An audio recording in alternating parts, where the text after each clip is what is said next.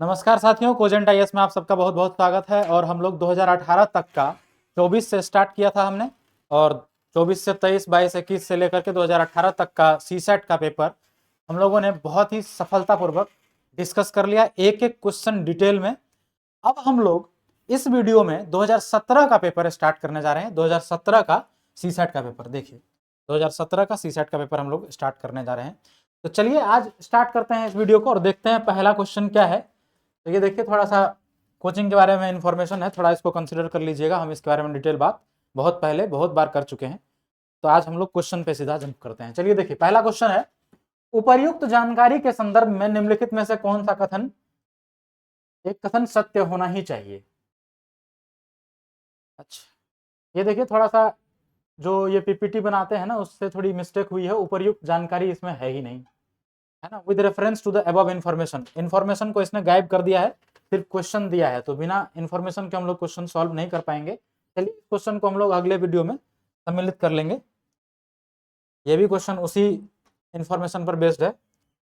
इस क्वेश्चन से हम लोग शुरुआत करते हैं। देखिए क्वेश्चन है, if second and fourth Saturdays and the Sundays are and all Sundays are taken as only holidays for an office, what would be the minimum number of possible working days of any month of any year।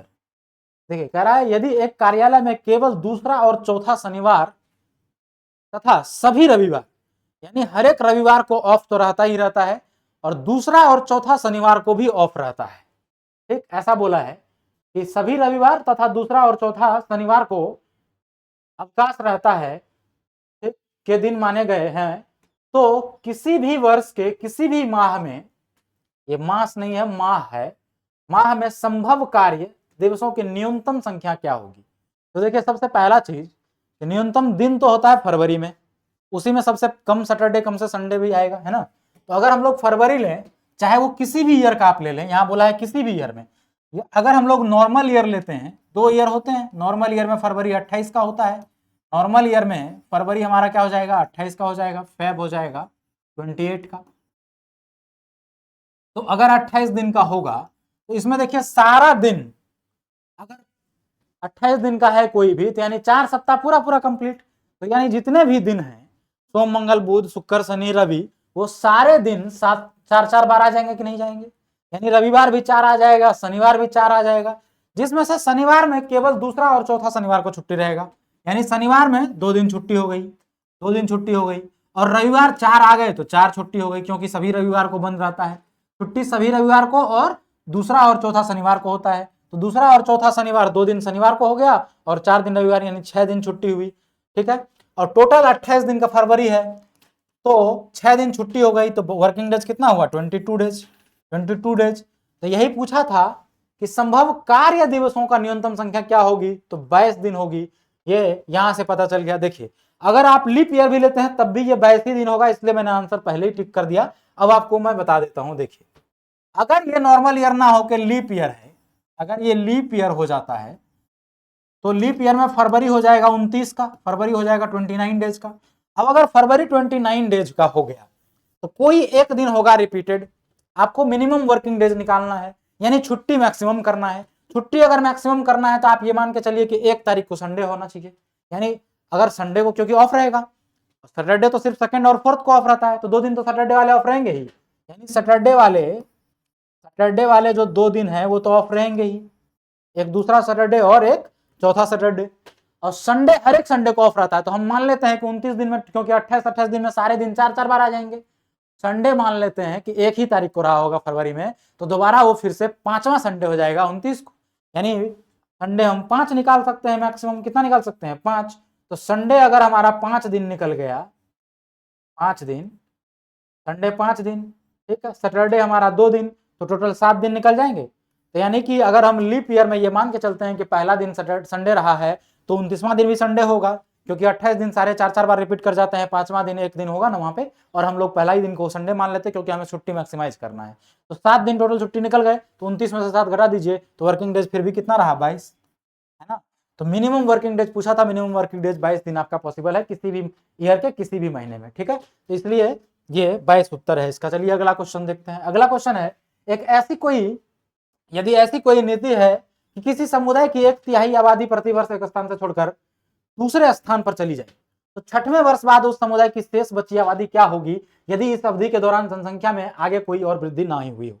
देखिए कह रहा है कि अगर कोई ऐसा policy बना दिया जाए जिस पॉलिसी के तहत किसी एक कम्युनिटी का 1/3 मेंबर हर एक साल अपना कम्युनिटी छोड़ के दूसरी जगह चला जाता है, ठीक, और ऐसा तो अगर ऐसा है तो 6वें वर्ष के अंतिम में कितना आबादी वहां शेष रह जाएगा, ठीक है, तो कितना आबादी वहां शेष रह जाएगा। देखिए अब 1/3 जाता है, यानी अगर हम मान लें कि टोटल जनसंख्या आज 3 है, अगर टोटल जनसंख्या आज 3 है और उस 3 में से इसका 1/3 चला जाता है, 1/3 क्या होगा, 3 का 1 होगा, यानी 1 चला गया तो क्या बचा, 2, है ना।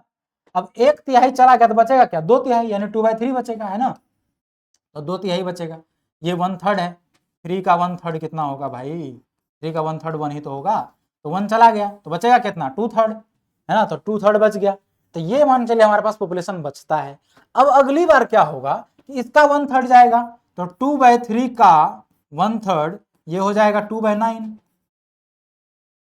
है ना, तो ये 2/9 यानी 2/9 चला गया तो बचा कितना, इसमें से माइनस करना पड़ेगा, तो 2/3 माइनस का 2/9, तो ये हो गया यहाँ पे 9, और ये हो जाएगा 3 तिया 9, तो 2 तिया 6 माइनस का 2, यानी 4/9।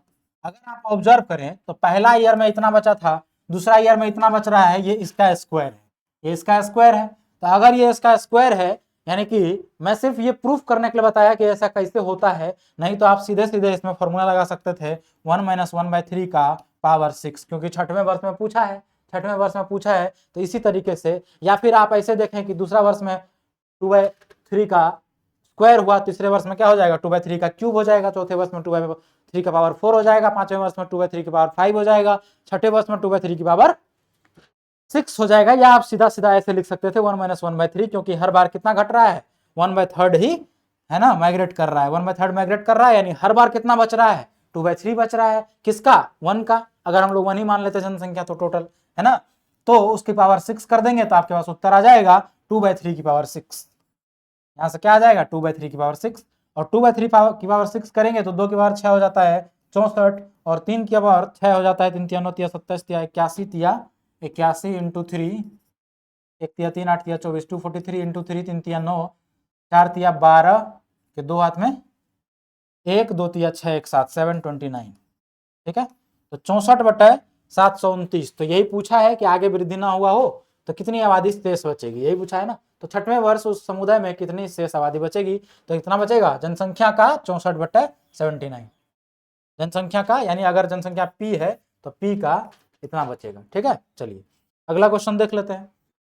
अगला क्वेश्चन है 4 test physics chemistry maths and biology are to be conducted on 4 consecutive days, not necessarily in the same order. The physics test is held before the test which is conducted after the biology. Chemistry मतलब which test is last test held.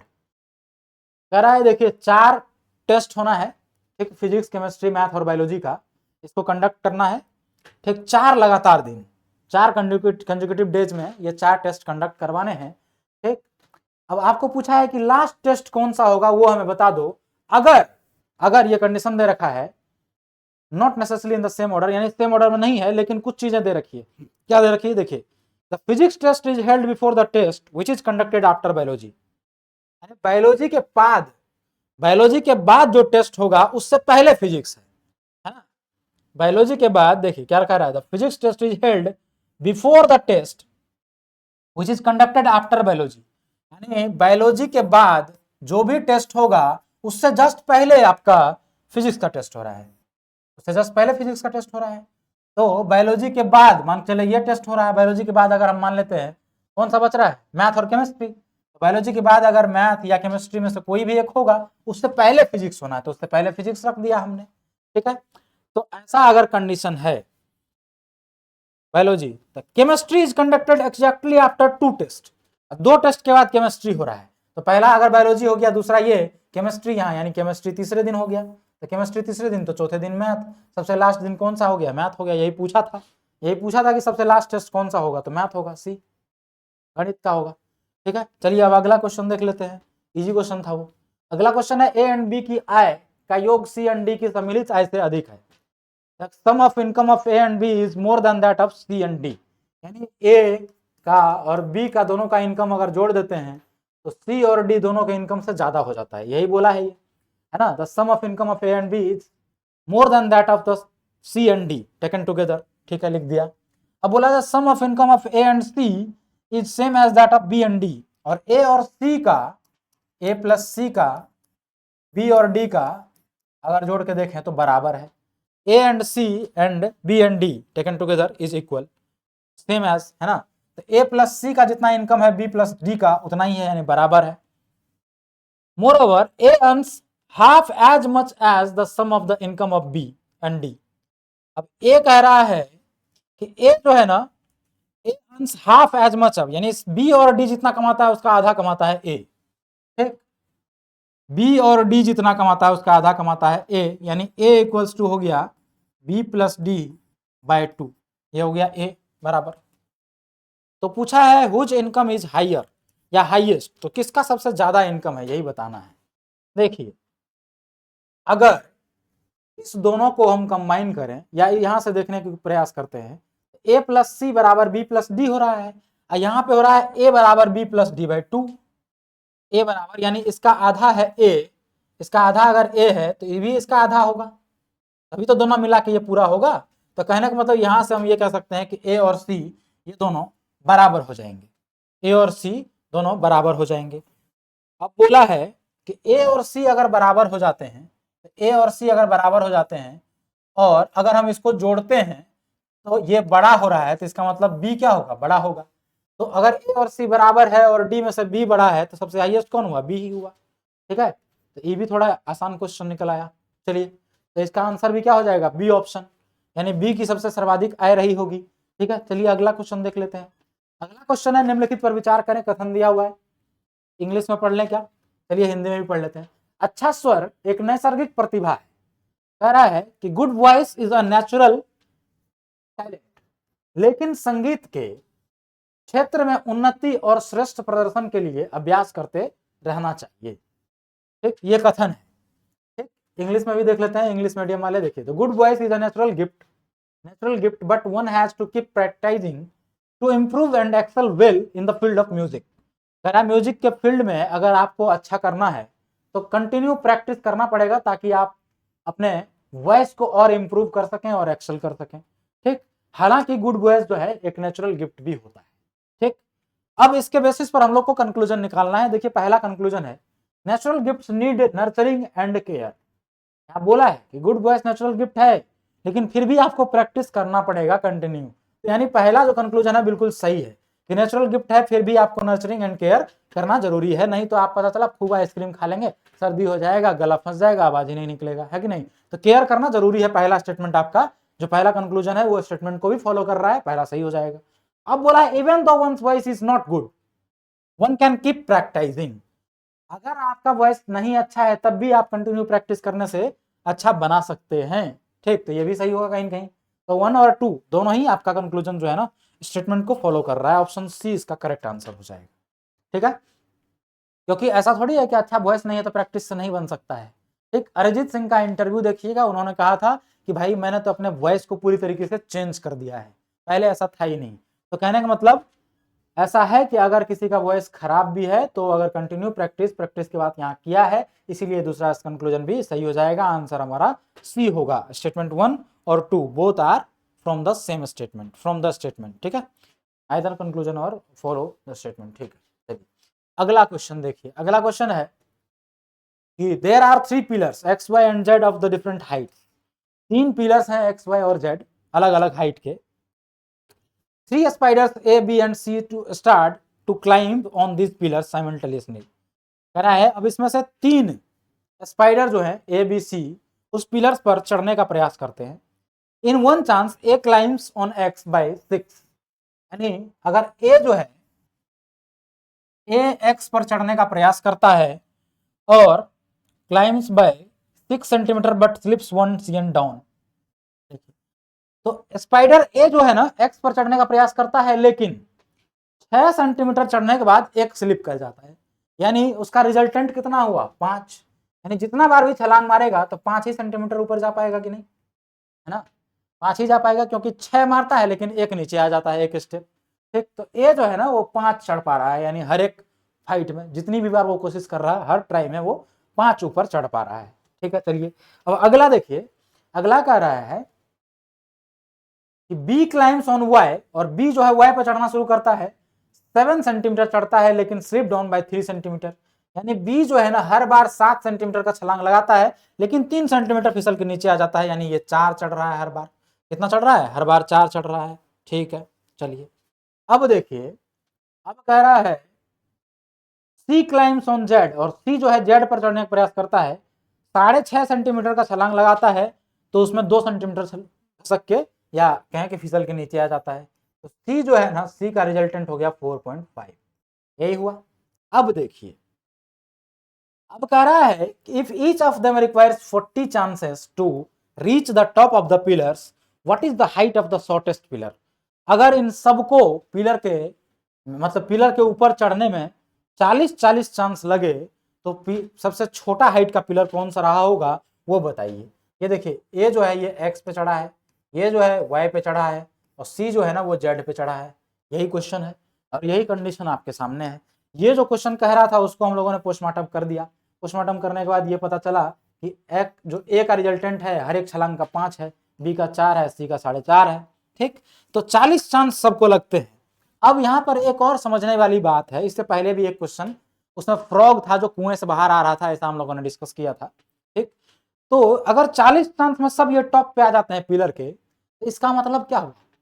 इसका मतलब ये हुआ कि 39 chance तक वो जहां आए थे, 40वां चांस में सीधे टॉप पे आ गए तो वहां से थोड़ी फिसलेंगे, वहां से नहीं फिसलेंगे ना। 40वां चांस पे तो सीधे ऊपर आ गए, है ना। तो सीधा इसको हम लोग 40 से नहीं मल्टीप्लाई करेंगे, 39 से करेंगे, 39 से, क्योंकि 40वां बार में तो वो टॉप पे आ गया होगा तो फिसलेगा नहीं। ठीक है, तो आइए अगर हम इसको 39 से मल्टीप्लाई करें, ठीक है, इसको अगर 39 से करें, क्योंकि इसको 40 चांस लगते हैं तो सबको 39 से मल्टीप्लाई करते हैं।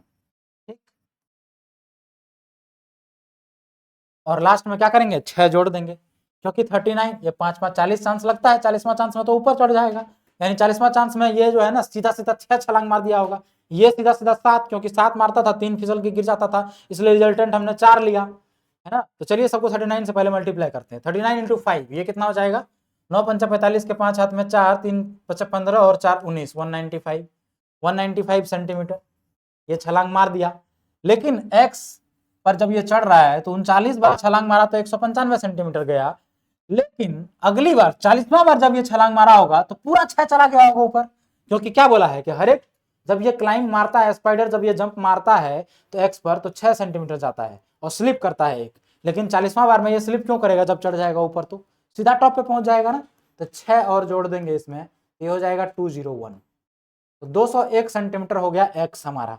अब y का निकाल लेते हैं, तो y को 39 इंटू 4 करना है, तो 9 चौको 36 के 6 हाथ में, ये 39 है, 9 चौको 36 के 6 हाथ में 3, 3 चौको 12, 3 15, 156, और ये बीच कितना चढ़ता है? एक बार में कितना छलांग मारता था? 7, तो इसमें 7 जोड़ दीजिए, तो 7 जोड़ देंगे तो ये हो जाएगा 7 6 13, 163। ठीक है, 163। अब जेड को देख लेते हैं, तो जेड को अगर हम इसको अगर 4.5 से मल्टीप्लाई करेंगे तो 45 इंटू 39 कर लें, 45 इंटू 30, 9 45 के 5 हाथ में 4, 9 चौको 36 और 3 5 15, 36 15 51 और 4 55 के 5 हाथ में 5, 4 तिया 12, 5 17, तो ये हो गया 175.5। तो 175.5, और एक बार में कितना मारता था? 6 पॉइंट। अगला छलांग जो मारेगा 40वां तो सीधे ऊपर चला जाएगा टॉप पे, तो इसमें 6.5 जोड़ देंगे तो 5 5 10 हो गया, 6 5 11 1 12 हो गया, यहाँ पॉइंट आ जाएगा 6 5 11 1 12, 6 5 11 1 12 7 1 8, 182। तो जेड का मतलब कुल मिला के जो हाइट है 182 सेंटीमीटर है, वाई का जो है वो है आपको 163 सेंटीमीटर, और एक्स का जो है वो है 201 यानी 201 सेंटीमीटर। तो सबसे कम पूछा है ना आपको, तो सबसे कम किसका है भाई? तो सबसे कम है 163, है ना। इसमें 201 है, 182 है और 163 है, तो सबसे कम कौन है? 163, वही पूछा था। सबसे छोटे खंभे की ऊंचाई क्या है? तो सबसे छोटे खंभे की 163 मीटर है। चलिए सेंटीमीटर। अब आइए अगला क्वेश्चन देख लेते हैं। अगला क्वेश्चन है the rights are certain advantageous condition of the social wellbeing indispensable to the true development of the citizens. देखिए ये भी एक क्वेश्चन है, अधिकार डिसीजन मेकिंग का ये सब क्वेश्चन है। अधिकार नागरिक के वास्तविक विकास के लिए अपरिहार्य सामाजिक कल्याण की कुछ हितकारी दशाएं हैं। ठीक, इस कथन के परिप्रेक्ष्य में निम्नलिखित में से कौन सी अधिकारों की सही व्याख्या है? तो अधिकार का सही व्याख्या बताइए अगर आपके पास ये स्टेटमेंट है। और स्टेटमेंट क्या है कि अधिकार नागरिक के वास्तविक विकास के लिए, सिटीजन्स के ट्रू डेवलपमेंट के लिए और सामाजिक कल्याण की कुछ हितकारी दशाएं हैं। ठीक है, तो आइए देख लेते हैं स्टेटमेंट क्या है। Rights aim individual good only, यहां पर समाज का भी बात किया है ना, सामाजिक कल्याण की भी कुछ है ना, तो इंडिविजुअल का तो नहीं होगा, या फिर सिर्फ सोशल का नहीं होगा क्योंकि इंडिविजुअल का भी बात किया है हर नागरिक। ठीक है, तो ये दोनों का होगा। Right aim at both individual and social good. ये तो मतलब बहुत ही कॉमन सेंस से इसका उत्तर कर सकते थे। चलिए ऑप्शन सी इसका सही उत्तर है। अगला क्वेश्चन देख लेते हैं। अगला क्वेश्चन है कि 15 students fail in a class of 52, total 52 students है एक क्लास में, जिसमें से 15 विद्यार्थी जो है ना फेल कर जाता है। ठीक है, a merit order list has been prepared, और जो फेल कर जाता है उसमें से अनुत्तीर्ण विद्यार्थियों के नाम हटा देने के बाद योग्यता क्रम की एक सूची बनाई गई। ठीक है, जिसमें रमेश का स्थान ऊपर से 22वां है, तो नीचे से उसका स्थान कौन सा है? देखिए बहुत ही आसान क्वेश्चन भाई साहब। अगर रमेश का स्थान ऊपर से 22वां है तो नीचे से कौन सा होगा, यही पूछा है।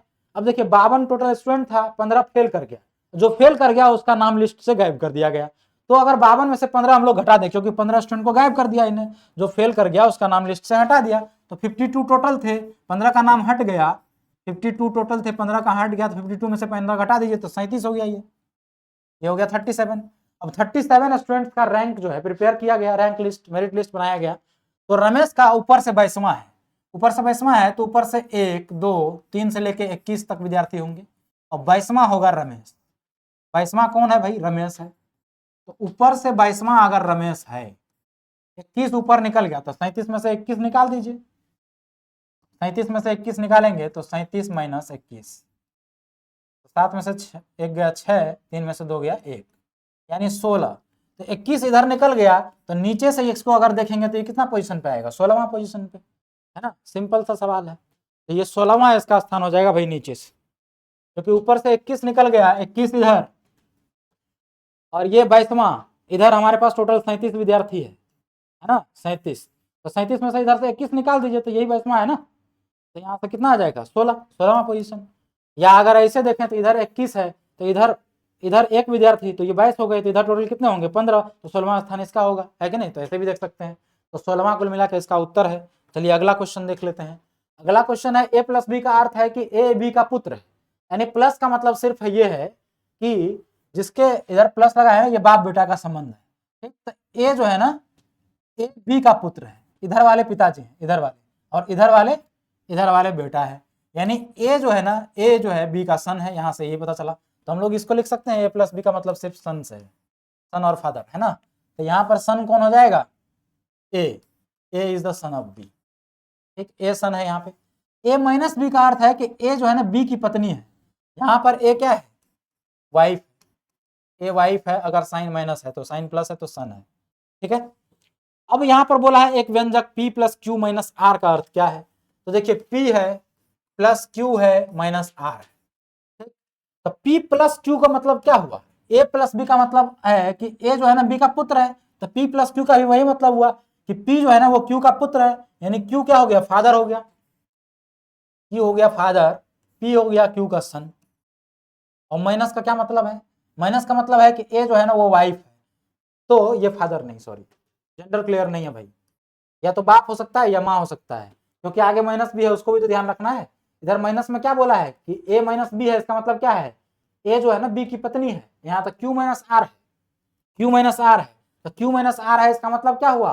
क्यू जो है ना आर की पत्नी है, ये वाइफ है, यानी पी की जो है ना ये माँ है, ये पी की माँ है, माँ पी की माँ है, ये आर की वाइफ है, तो आर क्या हो जाएगा? पिता हो जाएगा। तो आर क्या हो जाएगा? पिता हो जाएगा। तो यहाँ क्वेश्चन क्या पूछा है, क्यू पी का पुत्र है, तो क्यू थोड़ी, क्यू तो क्यू और पी में तो माँ बेटा का रिलेशन है, तो क्यू पी की पत्नी है, क्यू पी की पत्नी नहीं, क्यू में तो माँ बेटा का रिलेशन है ना, और क्यू पी का पुत्र है, तो क्यू थोड़ी है पी का पुत्र, पी पुत्र है क्यू का, है ना, तो ये भी गलत, ये भी गलत।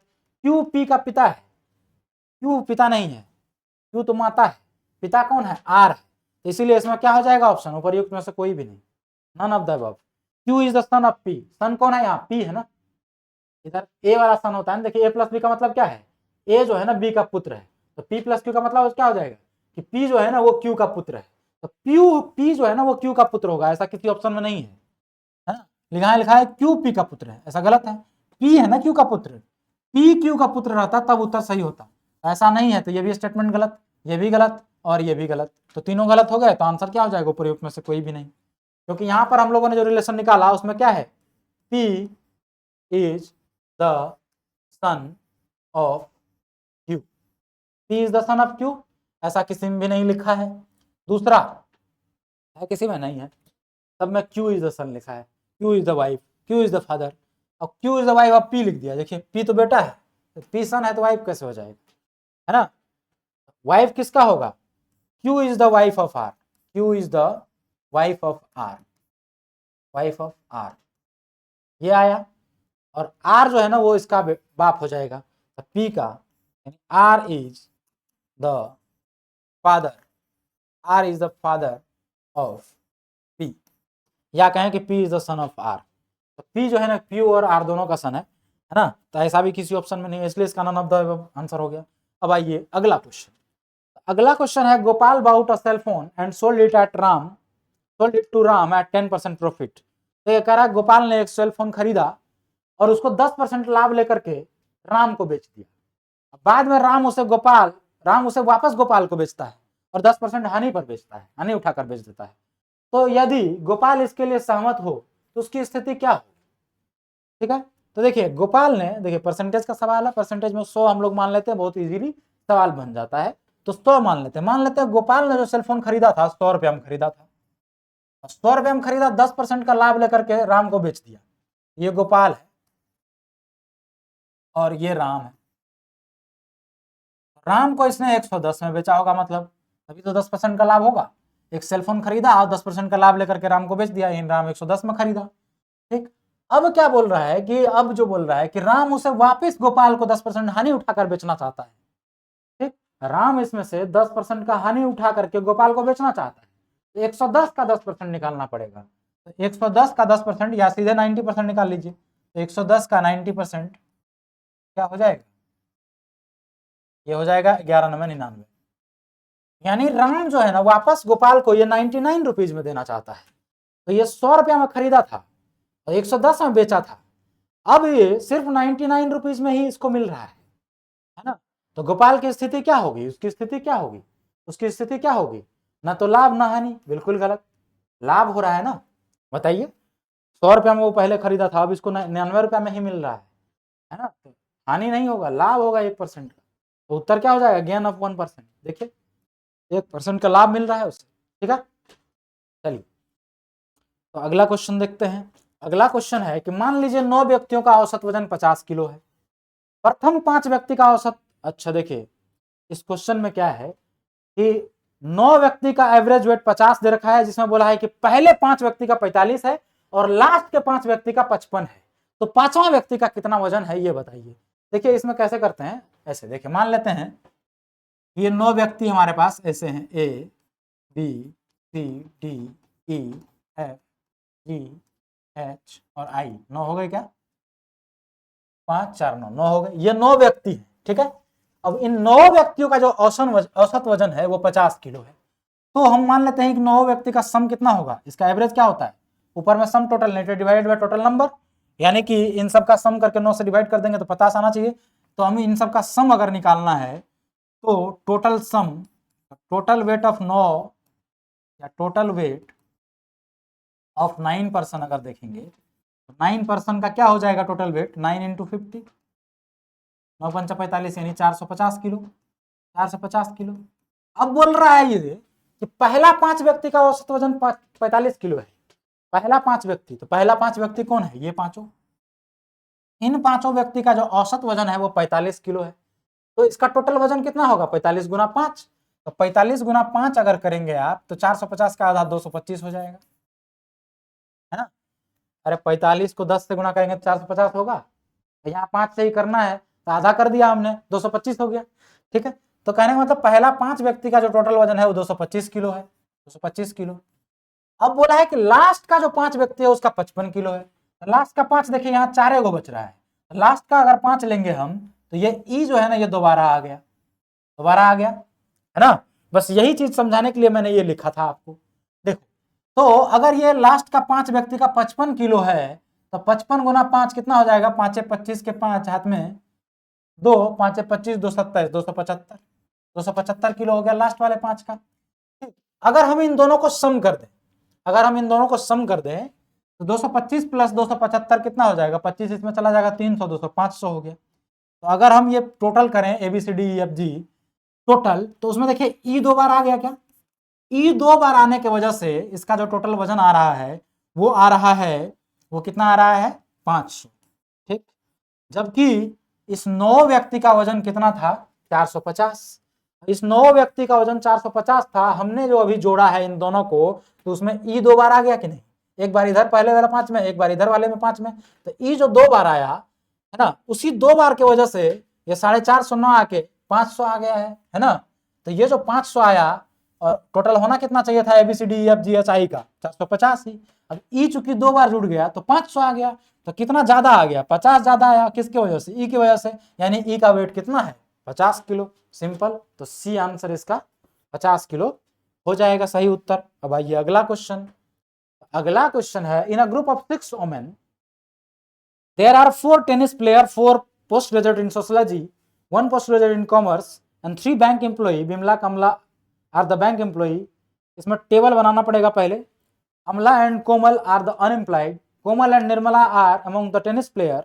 Amla, Komal and Nirmala are postgraduate in sociology, of whom 2 are the bank employee. If Shyamla are the postgraduate in commerce, who among the following is both tennis player and bank employee?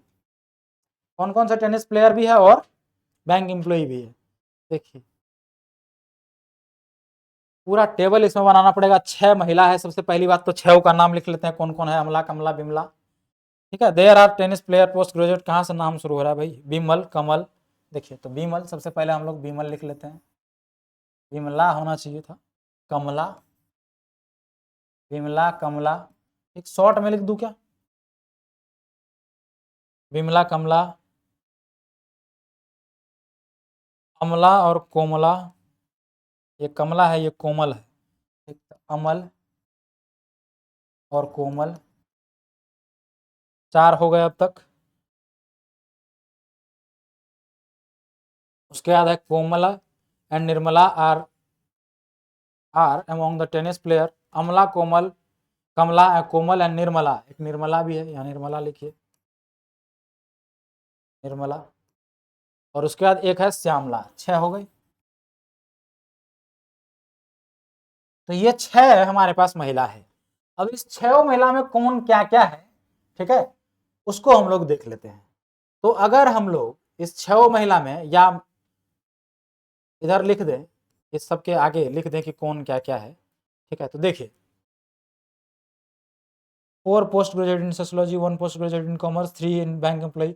Bimla and Kamla are the bank employ. Bimla and Kamla, कहाँ है Bimla and कमला? ये दोनों bank employ हैं। इसमें मैं bank लिख दे रहा हूं, बैंक। बिमला एंड कमला ये दोनों बैंक एम्प्लॉय हैं। अब बोला है वाइल अमला एंड कोमल, अमल एंड कोमल कहाँ है? ये दोनों अमला एंड कोमल, अमला एंड कोमला आर अनएम्प्लॉयड। अमला और कोमला यहाँ पर है, ये दोनों अनएम्प्लॉयड है, ये दोनों अनएम्प्लॉयड है। ठीक, अब बोला है Komala and Nirmala are among the tennis player. Komal और निर्मल जो है टेनिस प्लेयर है। टेनिस प्लेयर यहाँ आगे लिख लेते हैं, ये टीपी है, टेनिस प्लेयर। ठीक है,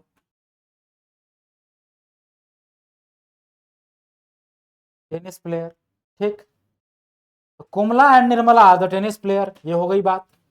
अब बोला है टेनिस प्लेयर अमला, कमला, कोमल एंड निर्मल, कहाँ है अमला? अमला कमला, देखिए कहाँ गया, अमला कमला, अमला कमला, ये रहा अमला, ये रही कमला, ये रही अमला, ठीक, अमला कमला, उसके बाद कोमल और निर्मला, ये सब पोस्ट ग्रेजुएट है सोशियोलॉजी में, ठीक है। तो अमला कमला हो गया, कोमल और निर्मला यहाँ पे है, कोमल और निर्मला यहाँ पे है, ये सारे सोशियोलॉजी वाले हैं, ये सबको एक साथ लिख दिया मैंने, ये सारे सोशियोलॉजी वाले हैं, ठीक है, सोशियोलॉजी, ये सारे सोशियोलॉजी वाले हैं ये चारों, ठीक, सही सीक्वेंस लिया ना, कमल अमल कोमल निर्मल, हाँ ठीक है। Sociology, of home 2 are bank employee, अब उस दोनों में से 2 बैंक एम्प्लॉई हैं, बैंक एम्प्लॉई एक अगर यहाँ कमला ऑलरेडी है इसमें इसमें तो दूसरा कौन बचा, दूसरा किसी को भी अगर हम लोग बैंक एम्प्लॉई कह दें, कहाँ गया सवाल, post graduate sociology of home 2 are bank employee, तो एक तो ऑलरेडी यहाँ बैंक एम्प्लॉई है ना, तो एक, अब ये दोनों अनएम्प्लॉयड है तो एक ही ये बचती है, तो ये वाली यानी निर्मला होगी बैंक एम्प्लॉई, क्योंकि ये चारों, यही चारों तो है ना, यही चारों पोस्ट ग्रेजुएट है सोशियोलॉजी में, यहाँ लिख दिया हमने। अगर ये चारों सोशियोलॉजी में पोस्ट ग्रेजुएट हैं और ये बोला है कि उसमें से दो जो है ना वो बैंक एम्प्लॉई है, तो एक पहले से यहाँ कमल उसमें बैंक एम्प्लॉई है और 2 अगर अनएम्प्लॉयड है तो बचा कौन, यही बचा निर्मला, यानी निर्मला होगी बैंक एम्प्लॉई, ठीक है। अब बोल रहा है if Shyamala is the post graduate in commerce, और श्यामला जो है ना वो कॉमर्स में पोस्ट ग्रेजुएट है, वो कॉमर्स में पोस्ट ग्रेजुएट है, ठीक है। तो who among the following is both a tennis player and a bank employee, देखिए इसको अगर सही से आप लोग टेबलर फॉर्म में बनाएंगे, यहां पर लिख देंगे एम्प्लॉयमेंट, यहां पर लिख देंगे प्लेयर, यहां लिख देंगे स्ट्रीम, कौन से स्ट्रीम में कौन पीजी किया है, ठीक, तो सही से टेबलर फॉर्म में, हालांकि यहाँ पर समझ में आ रहा है स्पष्ट, ठीक, जैसे जैसे बोला था वैसे वैसे हमने टेबलर बना लिया है। तो यहाँ पर बोला है which of the following is both a tennis player and a bank employee, कौन से इसमें ऐसे हैं जो बैंक एम्प्लॉई भी हैं और टेनिस प्लेयर भी हैं, तो देखिए सबसे पहले यहाँ बैंक एम्प्लॉई है, टेनिस प्लेयर नहीं है यहाँ पे, है ना, ये दोनों तो अनएम्प्लॉयड ही है, खत्म, ये बैंक एम्प्लॉय भी है और यहाँ टेनिस प्लेयर भी है, तो कहने का मतलब निर्मला जो है ना वो बैंक एम्प्लॉय भी है और टेनिस प्लेयर भी है, यही आपका उत्तर है, तो उत्तर क्या हो जाएगा निर्मला सी ऑप्शन में है, सी आपका करेक्ट आंसर। अगला क्वेश्चन देखते हैं, अगला क्वेश्चन ये है कि P equals to 40% of A plus 65% of B and Q equals to 50% of A and 50 plus 50% of B where A is greater than B। यहाँ पर सवाल है कि P जो है ना वो 40% A का लिया और 65% B का लिया, और Q जो है 50% A का लिया 50% B का लिया, ठीक। अब A यहाँ पर B से बड़ा है, A अगर B से बड़ा है तो इसमें हम क्या कंक्लूजन निकाल सकते हैं, या कौन सा इसमें सही स्टेटमेंट दे रखा है, तो इसको अगर हम लोग देखें, देखिए तो ये देखिए P जो है ना वो 40% लिया A का, और यहाँ पर B का 65% लिया, यहाँ A का भी 50% ले रहा है, B का भी 50% ले रहा है ना, और यहाँ सिर्फ इतना बात हमें बताया गया है कि A जो है ना वो B से बड़ा है। तो कुछ एग्जाम्पल लेकर के हम लोग समझ सकते हैं, अगर हम मान लेते हैं A B से बड़ा है, A को मान लेते हैं 100 और B को मान लेते हैं 80, A जो है वो B से बड़ा है, यही बोला है, 2-3 एग्जाम्पल लेकर के हम लोग देख लेते हैं, ठीक। तो अगर हम लोग ऐसा मान लें तो A का 40%, 40% ऑफ A कितना हो जाएगा, 40 हो जाएगा ये, और फिर 65% ऑफ B, तो 80 का 65% निकाल लेते हैं, इसका 65% क्या हो जाएगा, इसको 100 से कर दीजिए, ये 0 0 खत्म, ठीक, 5 से इसको काटेंगे 13 बार में चला जाएगा, 5 से इसको काटेंगे 2 बार में, 2 से इसको काटेंगे 4 बार में, तो 4 गुना 13, 13 13 39 13 52, 52 हो गया, ये हो गया 52, इधर 40 आ गया, 40% ऑफ ए तो 40 और 65% ऑफ बी, ये आ गया 52, तो 40 और 52 को जोड़ेंगे ये आ गया 92, तो यहाँ हमारे पास पी आ रहा है 92, ठीक है। अगर हमने ए को 100 लिया है और बी को 80 लिया है तो हमारे पास पी का वैल्यू आ रहा है 92, ठीक। अब अगला है कि क्यू जो है ना 50% ऑफ ए और 50% ऑफ बी है, तो 50% ऑफ ए कितना हो जाएगा, ए अगर हम लोग क्यू निकालने जाए तो 50% ऑफ ए है 100, तो इसका 50% क्या हो जाएगा 50, और बी है हमारे पास 80, बी हमने 80 माना था, तो 80 का 50% कितना हो जाएगा 40, तो ये आ गया हमारे पास 90। तो यहाँ से P आ गया 92 और Q आ गया 90। तो ये तो तब है जब हमने 80 और 100 ले लिया। एक और कंडीशन ले लें, इसको ले लेते हैं 100, इसको 70 ले लेते हैं और कम ले लेते हैं, या 90 ले लेते हैं, जो आप कहें, आपकी मर्जी। ठीक है, चलिए, या हम इसको 80 ले लेते हैं, उसको 70 ले लेते हैं, तब भी तो वही हुआ ना। तो इसको अगर हम लोग 80 ले लेते हैं, चलिए एक क्वेश्चन और डिस्कस, इसको मतलब थोड़ा सा और कर लेते हैं। तो अगर हम लोग एक पेज लेते हैं नया, देखिए अगर हमने ए को ले लिया 80 और बी को ले लिया 100 ही लीजिए, थोड़ा कैलकुलेशन करने में आसान रहेगा। अगर हम इसको 100 ले लेते हैं, बी को हम 80 की जगह 70 ले लेते हैं अब की बार। ठीक है, तो अब की बार क्या हो जाएगा, ए का 40% था, तो ए का 40% कितना हो जाएगा भाई, 40, और बी का 65 था, तो इसका अगर 65% निकालेंगे, ये हो गया, एक जीरो खत्म, 5 से ये 13 बार में, 5 से ये 2 बार में, 13 चौको 52 बटा 2 26, तो 40 प्लस 26 कितना हो गया, 66। तो यहाँ से P आ गया हमारा 66। अब इसमें देख लेते हैं, और Q कितना था भाई, दोनों का 50-50 है ना, Q जो है 50% A का भी और 50% B का भी। चलिए, तो यहाँ पर क्या है, Q निकालें अगर, तो Q में क्या है, इसका भी 50 यानी ये हो गया 50, इसका भी 50 यानी 35, तो 50 और 35 85, 85। Q अब की बार 85 आ जा रहा है ना, P 66 आ रहा है और Q 85 आ रहा है। अब की बार भी हमने A को ज्यादा लिया, B को थोड़ा और ज्यादा कम कर दिया, है ना। देखिए, तो अगर हमारे पास अब की बार, पिछले बार क्या हुआ था, P आया था 92 और Q आ गया था 90, यानी P से छोटा आ गया था Q, और अब की बार क्या आ गया, P आ गया 66 और Q यानी Q बड़ा आ गया, अब की बार Q बड़ा आ गया। तो इसका मतलब ये हुआ कि P बड़ा होगा Q से, कि Q बड़ा होगा P से, कि बराबर होगा, ये तीनों हम लोग नहीं कह सकते हैं, क्योंकि एक केस में हमने क्या देखा कि P बड़ा हो जा रहा है Q से, दूसरे वाले केस में क्या देखा कि P जो है ना Q से छोटा हो जा रहा है, इक्वल तो हो ही नहीं रहा है। तो यहाँ ये दोनों में से कुछ भी नहीं कर सकते हैं, कभी कोई बड़ा हो जा रहा है, कभी कोई बड़ा हो जा रहा है ना। तो आंसर क्या हो जाएगा, नन। प्रयुक्त में से कोई भी निष्कर्ष निश्चित रूप से नहीं निकाला जा सकता है। चलिए अगला क्वेश्चन देखिए, तो अगला क्वेश्चन है, watches lose 2 minutes in every 24 hours, while another watches gains 2 minutes in every 24 hours. At a particular instant, the two watches showed an identical time. Which of the following statements is correct if 24-hour clock is followed? देखिए, एक घड़ी 24 घंटे में 2 minute धीमी हो जाती है और दूसरी घड़ी 2 मिनट तेज हो जाती है। ठीक है, दूसरी घड़ी 2 मिनट तेज हो जाती है। एक विशेष क्षण पर दोनों घड़ियां एक ही समय दिखाती है, यदि 24 घंटे वाली घड़ी का अनुसरण करें तो कौन सा कथन सही होगा, यही पूछा है। तो देखिए, अगर एक घड़ी 2 मिनट धीमी हो जाती है, दूसरा घड़ी 2 मिनट फास्ट हो जाता है हर 24 घंटे में, हर 24 घंटे में, यानी 24 घंटे में अगर देखें, एक 2 मिनट स्लो और एक 2 मिनट फास्ट, यानी 4 मिनट का अंतर हो जाता है। 24 मिनट में दोनों में क्या अंतर हो जाता है, 4 मिनट का अंतर हो जाता है।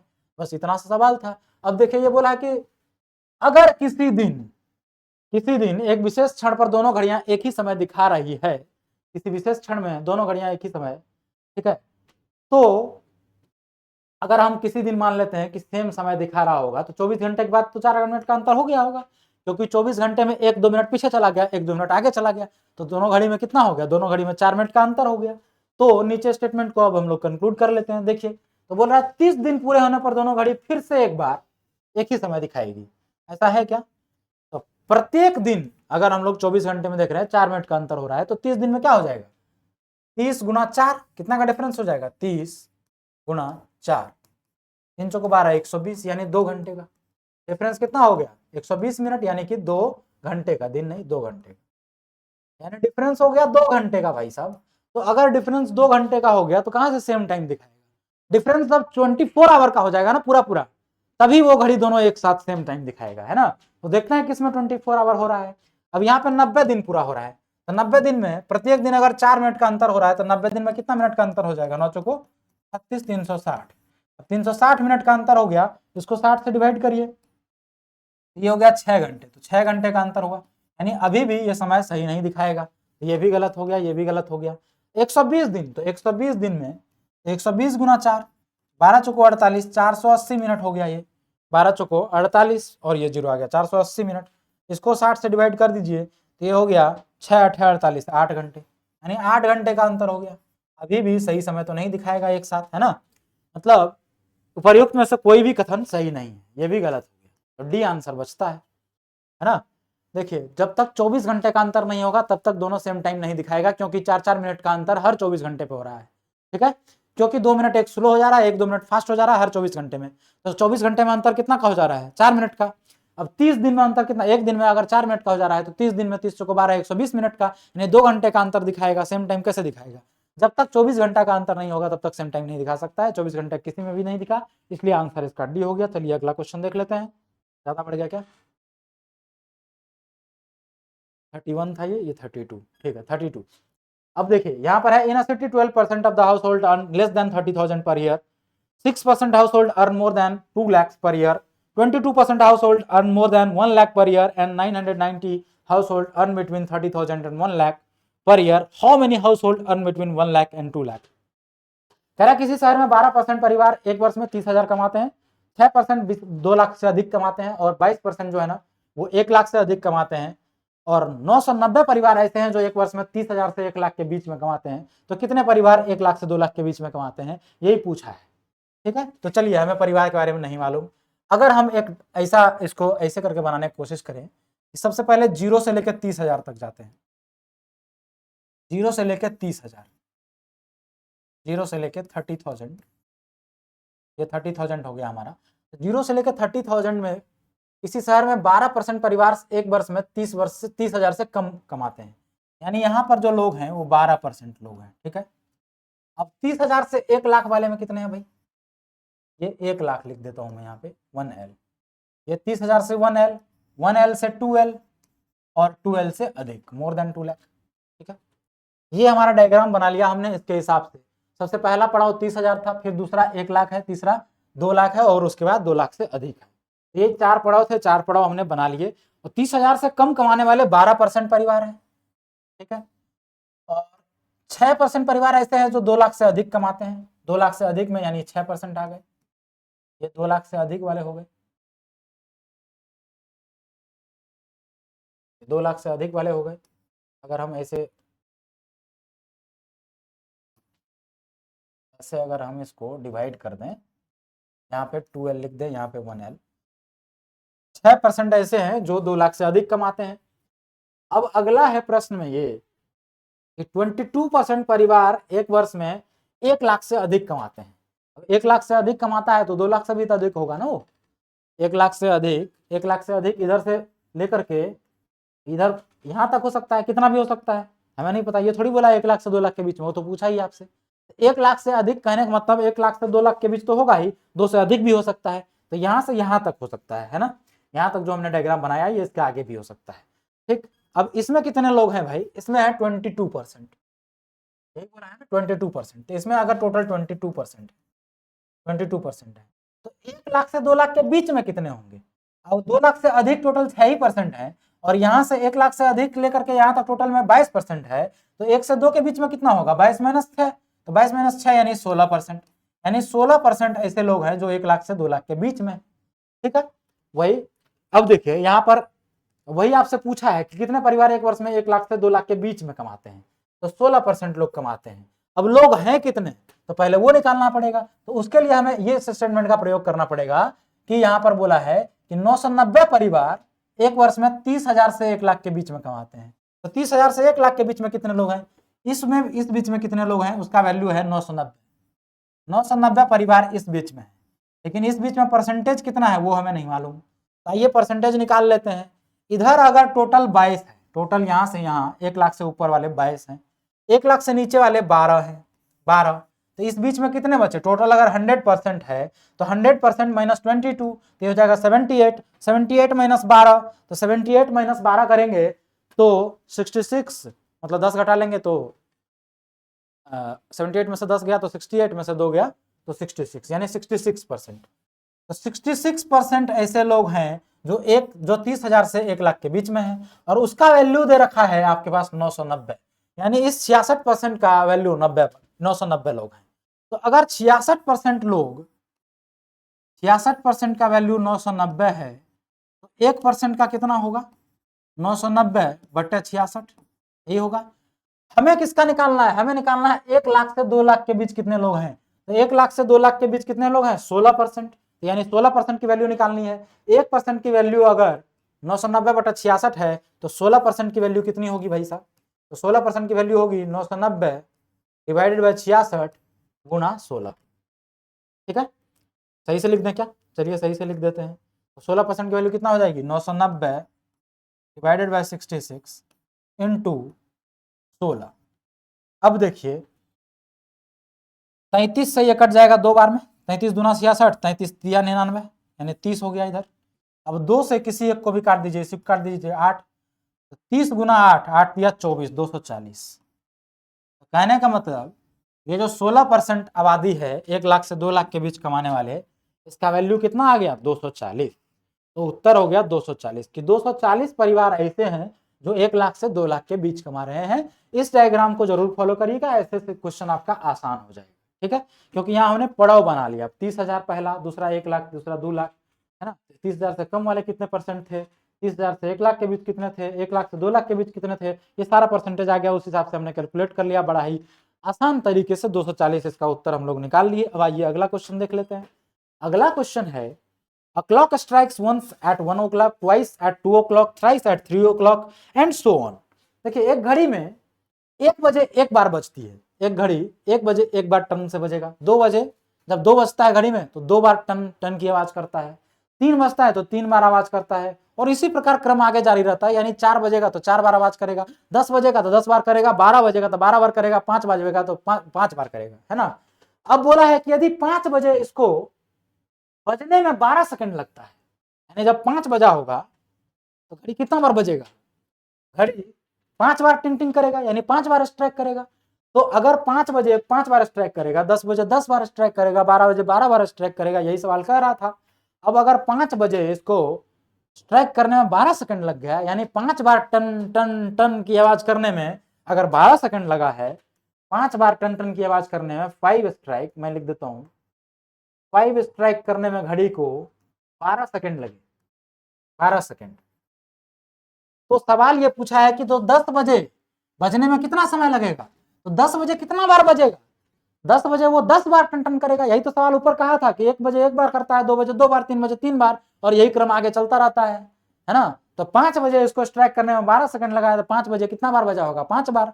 तो 10 बजे इसको स्ट्राइक करने में कितना समय लगेगा, तो 10 बजे घड़ी अगर जो बजेगा टन टन, ठीक, तो 10 बार बजेगा। अब 5 बार बजने में उसको 12 सेकंड लगता है, तो 10 बार बजने में 24 सेकंड लगेगा। सिंपल सा सवाल, बिना किसी कैलकुलेशन के उत्तर इसका 24 सेकंड है। अगला क्वेश्चन देख लीजिए।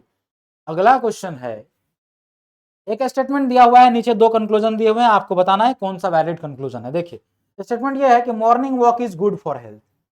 ठीक है, कह रहा सुबह की सैर स्वास्थ्य के लिए अच्छी होती है, ये स्टेटमेंट है। और निष्कर्ष ये है कि सभी स्वस्थ लोग सुबह की सैर करते हैं। All healthy people go for morning walk. ये कहां से पता चलेगा भाई, मॉर्निंग वॉक हेल्थ के लिए सही होता है, ये बात तो सही है। इसका मतलब ये थोड़ी है कि सभी हेल्दी पीपल जितने भी हैं वो दौड़ने जाते हैं। ये तो नहीं कह सकते ना हम कि जितने भी हेल्दी पीपल हैं वो सुबह की सैर करने जाते हैं। ये ऊपर स्टेटमेंट से हम लोग कंक्लूड नहीं कर पाएंगे, क्योंकि स्टेटमेंट में सिर्फ ये बोला है कि भाई सुबह का वॉक अच्छा होता है, बाकी मर्जी आपकी, आप सुबह में जाएं सैर करने के लिए चाहे ना जाएं, है ना। तो कंक्लूजन में ये ऐसा मतलब ये नहीं बोल सकते हैं कि सारे हेल्दी पीपल जो है ना वो मॉर्निंग वॉक पे जाते ही होंगे। तो पहला स्टेटमेंट आपका गलत हो जाता है। दूसरा बोला है कि morning walk is essential for maintaining good health. ठीक, अच्छा होता है लेकिन एसेंशियल है, ये कहां से कह पाएंगे, है ना। तो ना तो एक और ना ही दो, मेरे हिसाब से इसका उत्तर डी है। ठीक, कि कोई भी कंक्लूजन आपका स्टेटमेंट को फॉलो नहीं कर रहा है। ठीक, चलिए अब अगला क्वेश्चन देख लेते हैं। अगला क्वेश्चन है 13, अच्छा 13, there are 13 2 digit consecutive odd numbers. 13 लगातार लगातार 2 डिजिट का, है ना, 2 अंकों का लगातार 13 संख्या लिखा गया है, और उसका मीन नहीं, if 39 is the mean of first 5, पहला 5 का, उसमें से पहला 5 का जो मध्य मान है वो 39 है ना। 13 2 अंकीय क्रमागत विषम संख्याएं लिखी हुई है। कंटिन्यू कंजुगेटिव 13 ओड नंबर लिखा गया है और 2 डिजिट का।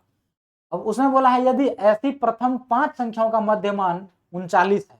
देखिए प्रथम 5 का अगर 39 है, 39 क्या है, मध्यमान, अगर 5 पहला 5 जो भी नंबर रहा होगा 13, बहुत मान के चलते हैं ऐसे लिखा होगा 13 नंबर, 1 2 3 4 5 6 7 8 9 10 11 12 13, ऐसे 13 नंबर लिखे हैं। अब बोला पहला 5 का मध्यमान 39 है, पहला 5 1 2 3 4 5, ये पहला 5 है, इसका मध्यमान 39 है, तो इसका बीच वाला वैल्यू 39 होगा, यही बोला है। अगर इसका बीच वाला 39 होगा, ठीक है, तो इधर क्या होगा, अब ये सब कंजुगेटिव ऑड नंबर्स हैं, तो ये 37 होंगे और ये 35 होंगे, यही बात है। और ये कितना हो जाएगा, 41 हो जाएगा, ये 43 हो जाएगा।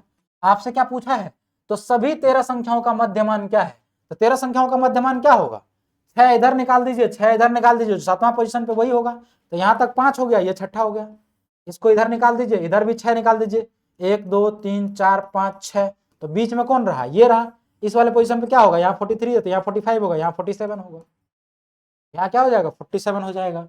तो कुल मिला के हमारा इसका उत्तर क्या आ जाता है 47। ठीक, इस वीडियो में यहीं तक रहने देते हैं, नेक्स्ट वीडियो में हम लोग आगे का जो बचा हुआ क्वेश्चन है उसको डिस्कस कर लेंगे। तब तक के लिए बने रहिए हमारे साथ। बहुत बहुत धन्यवाद आप लोगों का जुड़ने के लिए। और हाँ दोस्तों, कमेंट जरूर करिए, कमेंट सेक्शन में जाइए, कुछ कमेंट करिए, इस वीडियो में जो भी चीजें आपको कहीं पर डॉट लग रहा है वही कमेंट कर दीजिए, या आपको कैसा समझ में आ रहा है नहीं आ रहा है, क्या आपको जरूरत है, क्या आपको चाहिए, किस टाइप का आपको पढ़ना है, किस तरीके से कौन से ईयर का डिस्कशन चाहिए वही बता दीजिए, तो हम लोग उस हिसाब से डिस्कस कर लेंगे। चलिए बहुत बहुत धन्यवाद, जुड़ते हैं अब अगले वीडियो में मिलते हैं, तब तक के लिए धन्यवाद।